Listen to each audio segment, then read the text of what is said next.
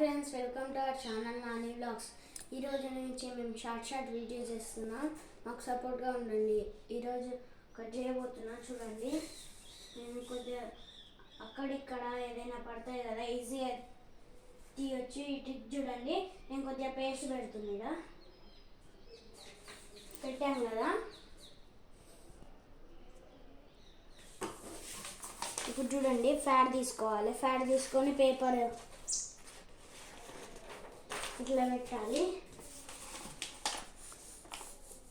చూడండి, ఇప్పుడు నేను దాన్ని గుంజుతా, పేస్ట్ కూడా వస్తుంది. చూడండి,